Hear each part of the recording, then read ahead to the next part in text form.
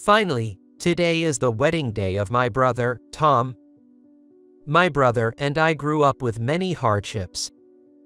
The biggest tragedy was losing our mom when we were teenagers. Since then, we've supported each other through life. No, I take back what I just said. More like, I've been overwhelmingly supported by my brother. The woman who has been supported him was his bride, Lisa. Lisa was a high school classmate of my brother, and he had a crush on her for the longest time, which finally blossomed into a relationship just before graduation. The love they've nurtured is now moving on to the next stage, marriage. Thinking about it makes me so emotional I could cry. Tom and Lisa wanted a simple wedding, but it turned into a big affair due to Lisa's father's wishes. Lisa's father, a Harvard grad and a top executive at a major company. She said he was bossy, and her family was troubled by his attitude. Marriage comes with such things.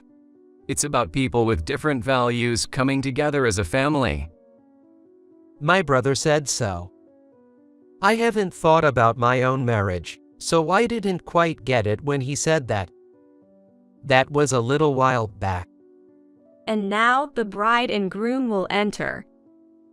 At the announcer's call, my brother in a tuxedo and Lisa in a wedding dress made their entrance. My tall and stylish brother, Tom, looked very handsome, and petite, delicate Lisa was adorable in her dress. Next to Lisa was her father. It was my first time seeing him, but he was as stern-looking as my brother had mentioned. After the vows and ring exchange, the room erupted in applause. Next, there were to be speeches from family and friends. My brother had asked me earlier if I wanted to give a speech, but speaking in front of a crowd is not my thing. I can't, sorry, bro. Yay, I know that's not your thing. No worries. Ken and my friends will give the speeches. He told me so. And he's my sweet brother.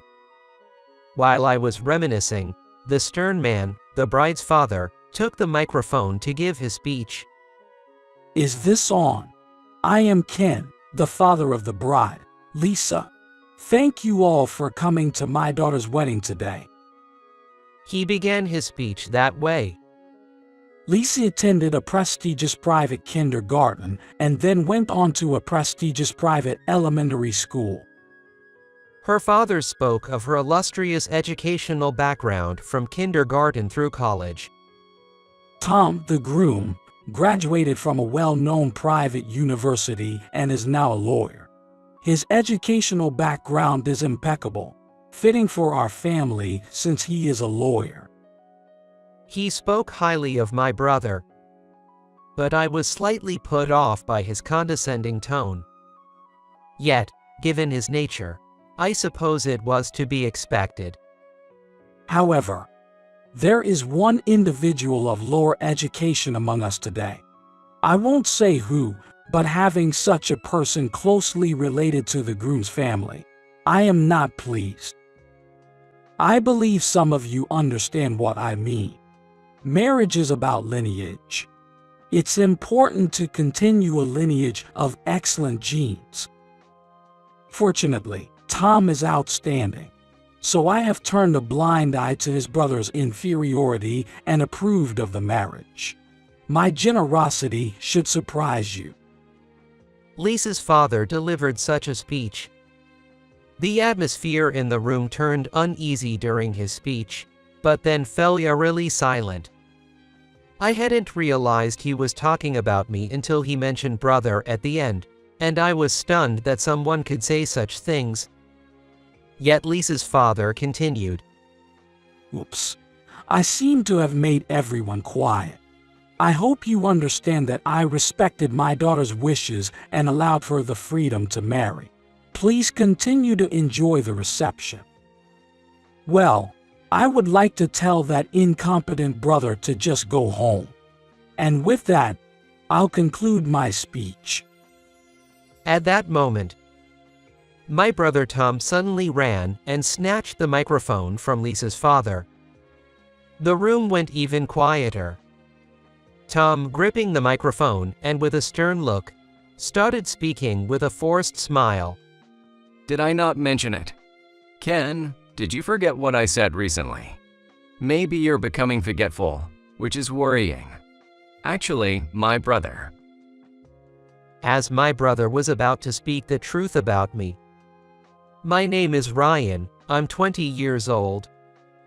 Recently, for my 20th birthday, Tom sent me a gift. It was a laptop. Something I had wanted for a long time. Such an expensive gift. I murmured alone at home. I picked up my smartphone and called my brother. Tom answered immediately. Ryan, happy 20th birthday. Sorry I couldn't celebrate with you. How about we grab some dinner together this weekend? He said cheerfully. It's okay, you don't have to fuss over a birthday meal or celebration. I'm not a child anymore. I replied gruffly. I was happy he cared, but I couldn't express it. Don't say that. We won't be able to see each other soon. Let's grab a meal while we can. Tom suggested that to me. Tom is my only family. After our parents divorced when I was in 6th grade, Tom went with our father, and I stayed with our mother, who passed away the next year. Later, I was taken in by our father, who struggled with alcoholism and poor health, making a stable life impossible. At that time, Tom, a university student, lived alone and worked part-time to support himself and managed to keep attending university. I tried to live with our father, not wanting to burden Tom, but as a teenager, I couldn't endure the abnormal life and couldn't focus on my studies. Even after finishing middle school, I couldn't see myself as a high school student. I just spent my days zoning out, my mind blank. When asked about my future aspirations by a teacher, I had no answer, and I was in no position to discuss it with my father. You should graduate from high school. My homeroom teacher advised, so I decided to attend high school. I told my brother about it later. Why didn't you consult me about school stuff? My brother was worried and scolded me, but I didn't want to get in the way of his life. By the time I became a high school student, our father's health worsened, leading to his hospitalization. Ryan will live with me. That's a decision. My brother insisted, calling me to live with him despite the challenges of balancing his job and studies, always striving to keep the mood light so we wouldn't struggle in our life together. I did part-time jobs after school, contributing to the rent and utilities, and took care of household chores to lessen my brother's load. It was busy, but living and cooperating with my brother remains a precious memory. The joy of living together again after years apart post-divorce overshadowed the loneliness we felt during our separation. Strangely, when we lived together as children, there were times we found each other annoying and fought constantly. But being apart made me realize that being together was not something to take for granted, and without the opportunity to rely on our parents, I truly understood the value of having a sibling. I went to see Dad at the hospital. It seems like his time is near. It was the fall of my first year in high school. When my brother stopped by my father's hospital on his way home from his part-time job, he talked to the doctor and told me so. Finally, you mean like that? I felt a lump in my throat. Our father caused us a lot of trouble. His alcoholism was the reason for the divorce from our mother, and though he might be considered a figure of resentment, the thought of losing both parents felt lonely. My brother just nodded silently. Ryan, could we have done more to save Dad? he said, tears streaming down his face. I couldn't say anything. I just cried. And then we cried together for a while. But, you know, when Dad and Mom divorced, I was 12 and you were 18. Dad was already in bad shape by then. We were just teenagers, students. It was impossible to save him. I told my brother. He looked at me, surprised. Ryan, you're more grown up than I am. It's impressive how you see life. That's what Mom always used to say, Tom and Ryan, live your lives the way you want to. She always said that. I shared with him. And I didn't understand those words from our mother at the time.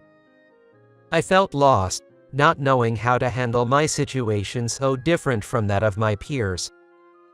But now, with my brother as my support, I understand the meaning of our mother's words. I can live my life the way I want, right? I muttered. Of course. Ryan, you can do anything. He ruffled my hair, and then we both cried. The next day, our father passed away in the hospital. I lost both of my parents. I never imagined such a day would come. Fate can be cruel, I thought.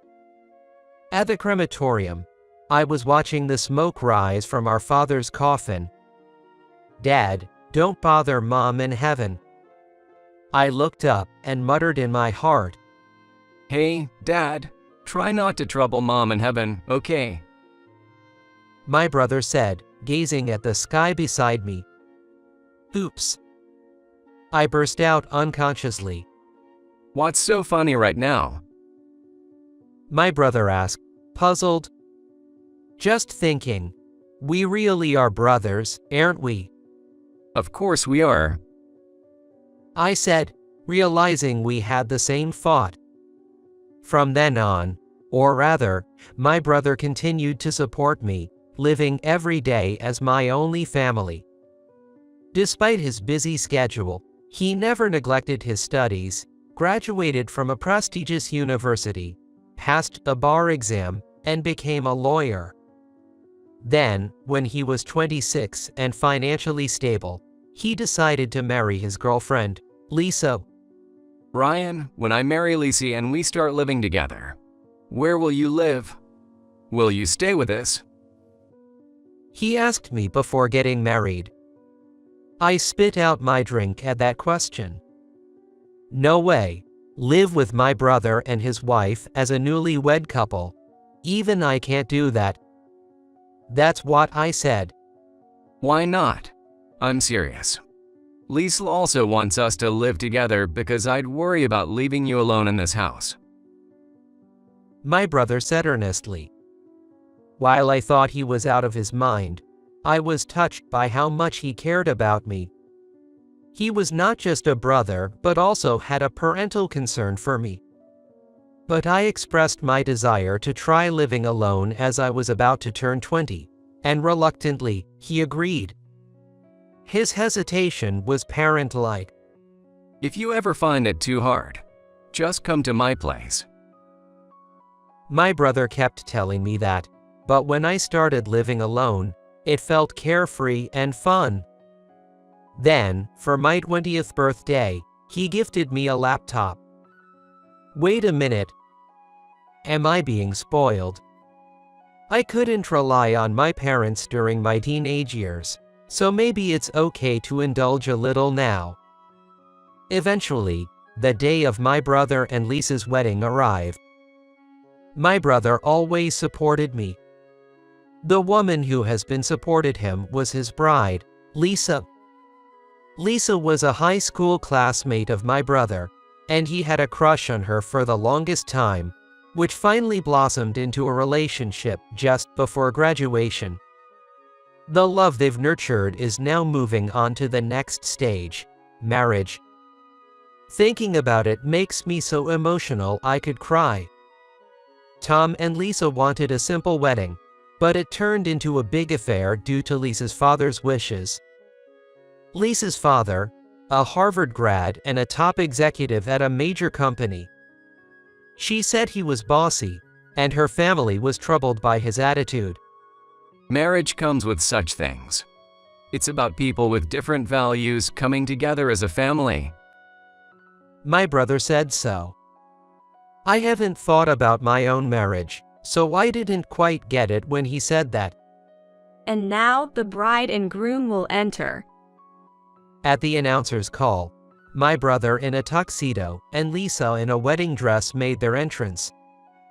My tall and stylish brother, Tom, looked very handsome, and petite, delicate Lisa was adorable in her dress. Next to Lisa was her father. It was my first time seeing him, but he was as stern-looking as my brother had mentioned. After the vows and ring exchange, the room erupted in applause. Next, there were to be speeches from family and friends. My brother had asked me earlier if I wanted to give a speech, but speaking in front of a crowd is not my thing. I can't, sorry, bro. Yay, I know that's not your thing. No worries. Ken and my friends will give the speeches. He told me so. And he's my sweet brother. While I was reminiscing, the stern man, the bride's father, took the microphone to give his speech. Is this on? I am Ken, the father of the bride, Lisa. Thank you all for coming to my daughter's wedding today. He began his speech that way. Lisa attended a prestigious private kindergarten and then went on to a prestigious private elementary school. Her father spoke of her illustrious educational background from kindergarten through college.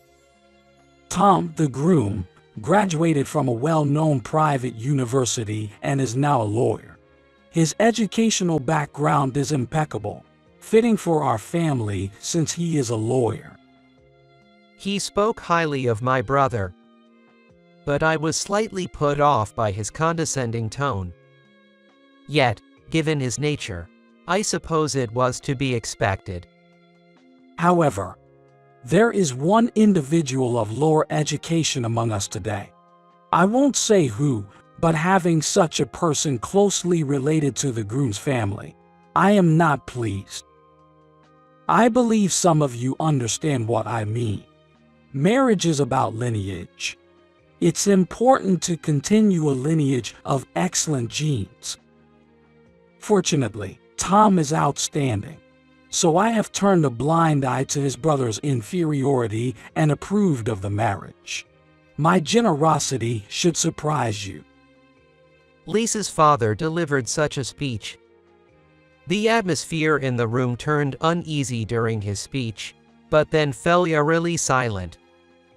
I hadn't realized he was talking about me until he mentioned brother at the end, and I was stunned that someone could say such things. Yet Lisa's father continued. Oops. I seem to have made everyone quiet. I hope you understand that I respected my daughter's wishes and allowed her the freedom to marry. Please continue to enjoy the reception. Well, I would like to tell that incompetent brother to just go home. And with that, I'll conclude my speech.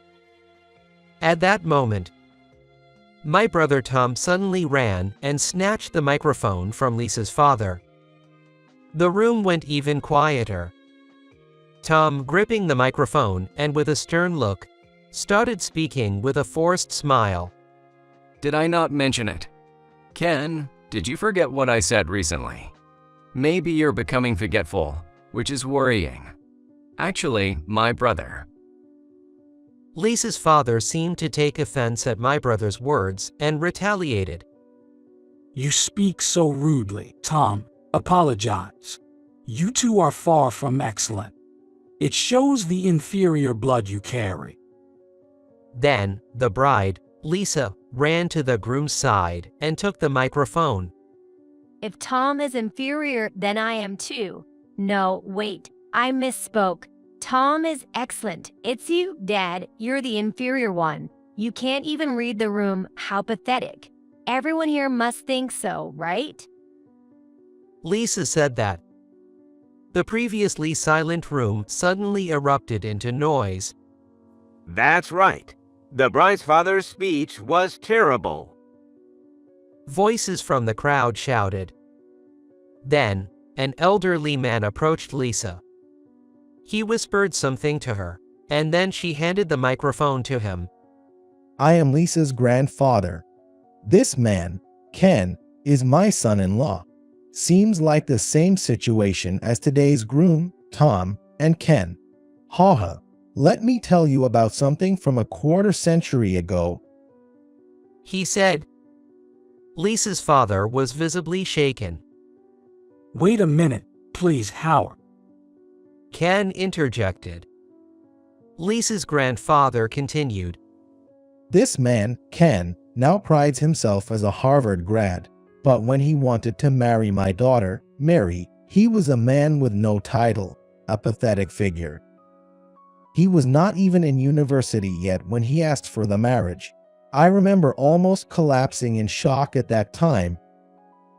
The room started buzzing again. Please stop, Howard. Lisa's father was frantic, but Lisa's grandfather continued in phase. My family was wealthy, and though we had 4 children, my only daughter was particularly dear to me. I was furious back then, wondering why she would marry someone without any educational credentials. But she insisted on marrying Ken, saying she would support him, and they eloped. Looking back, they were young and in love, so perhaps it couldn't be helped. Eventually, I reluctantly agreed to their marriage when things cooled down, but I told Ken something similar to what he said earlier. Ken, I overlooked your inferiority and allowed the marriage. Be grateful for my generosity. The buzzing crowd fell silent, captivated by Lisa's grandfather's story. Lisa's grandfather said, Then Ken worked extremely hard and got into Harvard, graduated without any delays, and climbed the corporate ladder at a top firm. About 5 years ago, Ken told me, Howard, I could persevere because I had my wife by my side. I believe that's true. He felt inadequate for having started a family so unprepared and worked hard to compensate. But Ken, having graduated from Harvard and succeeded in his career, became arrogant. Isn't that right, Ken? Lisa's grandfather addressed Ken directly. Ken looked down in silence. Then, as if remembering something, Lisa's grandfather turned to Tom, my brother, and said, Tom, sorry to interrupt your speech. There was a misunderstanding about your brother Ryan's education, wasn't there? Could you clarify that? I flinched. Just when the attention had shifted away from me, it was back on me again. I prefer to avoid the spotlight, but I realized I couldn't hide any longer. Yes, my brother Ryan is actually starting at Harvard this spring. Not only is he hardworking, but he's also naturally smart and skilled in many areas. The room erupted in cheers. Congratulations. Good luck. Voices and applause came from all around. And I shyly muttered, "Thank you." What are you saying? That can't be true. Sure, I overheard that talk when Lisa and Tom visited us, but I thought they were joking. I've always seen Tom's brother as a high school graduate and nothing more. I found it disgraceful to have such inferior lineage. Ken said that. Perhaps Ken only recognizes famous private high schools. Dad, enough with this inferior talk. It's incredibly rude. I understand from Grandpa's story that you value education because you worked hard for it. But as a person, such comments are unacceptable, right, Mom? Lisa turned to her mother and said, Yes, Ken, you've changed. You worked hard to gain status and recognition to ensure we could live happily, but then you became content and arrogant. I see none of the man I once fell in love with. As a daughter of a wealthy family, I can live without you. So if you don't change your ways, I'll leave you.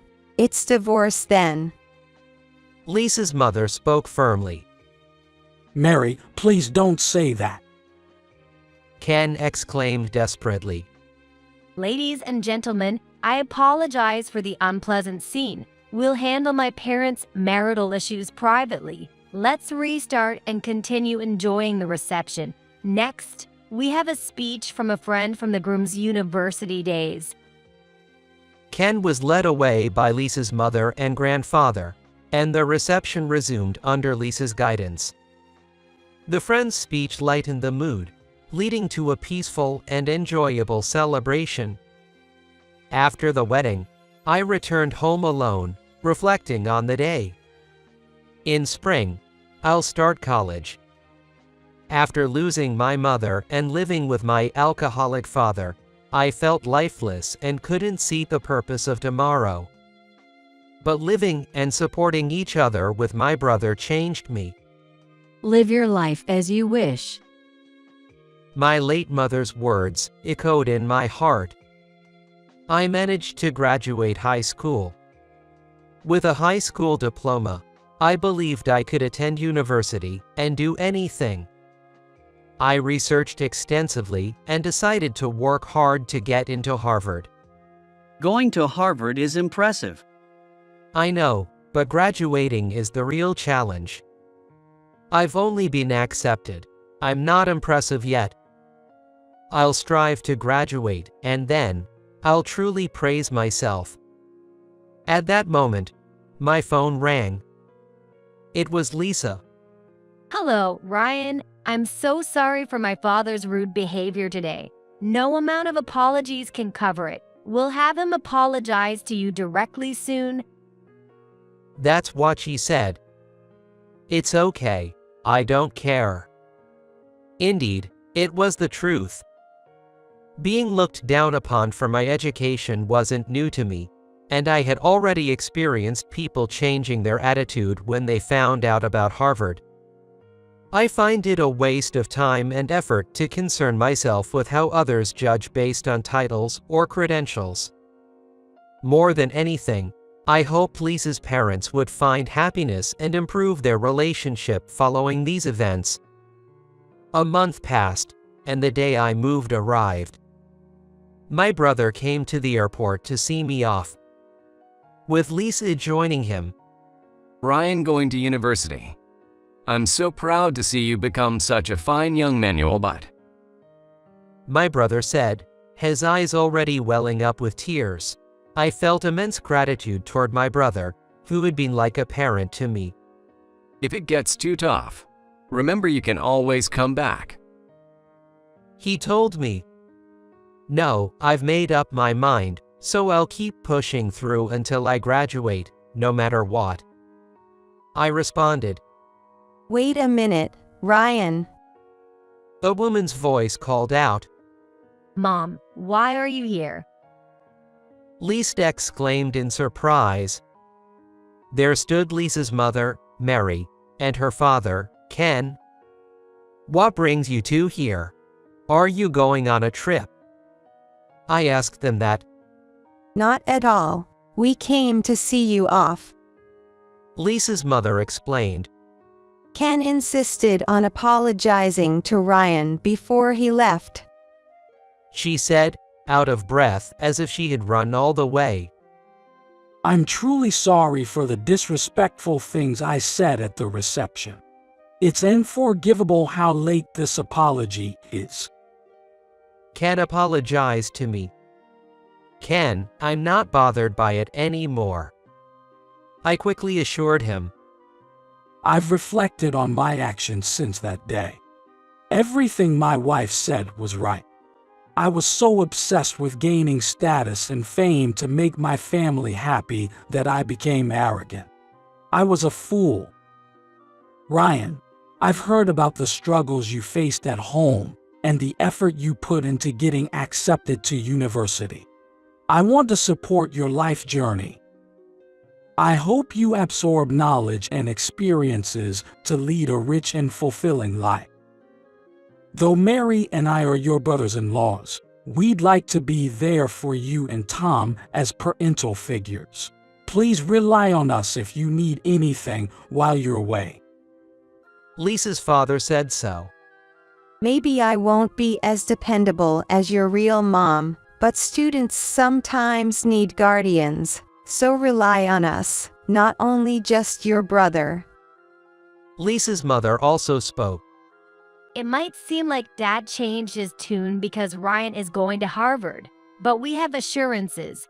Even if, hypothetically, Ryan quits Harvard within a month, Dad won't look down on him and will continue to support his life. Lisa said this, and my brother was nodding in agreement next to her. Really? Everyone thinks I'll give up and come back so soon. I jokingly replied. Sorry, Ryan, that's not what we meant. Lisa said, her face turning red in embarrassment. It's okay, I understand. Your concern really means a lot to me. I hastily expressed my gratitude. Being looked down upon or not didn't matter to me. Seeing everyone's sincere faces, I felt truly grateful. Thank you all. If ever I find my spirit breaking, I'll rely on you. Knowing I have people like you to turn to gives me strength. I said, bowing. Ryan, but remember, the first person you should rely on is me. My brother said, playfully ruffling my hair. Hey, I styled my hair this morning, don't mess it up. I protested, grabbing his hand. You didn't used to care about that. Getting all fancy, huh? You're trying to impress the ladies at university, aren't you? That's not it at all. I panicked. Everyone laughed, easing the mood. Then, bidding farewell to everyone, I boarded the plane alone. For the first time, I was leaving my hometown. Maybe my reserved nature, often described as reserved, would change during my university life. Flying above the clouds, I felt a bit closer to my parents in heaven. Mom, watch over me. I'm going to do my best at Harvard. Dad, keep an eye on me. The image of my mother watching over me came to mind, quickly replaced by my brother's face. It's undeniably Tom who has always watched over me. It always has been, and always will be. But when I graduate and return, I hope to be a dependable adult who can support Tom in return. The faces of Lisa's parents briefly crossed my mind, and I again silently vowed to live my life as I wish.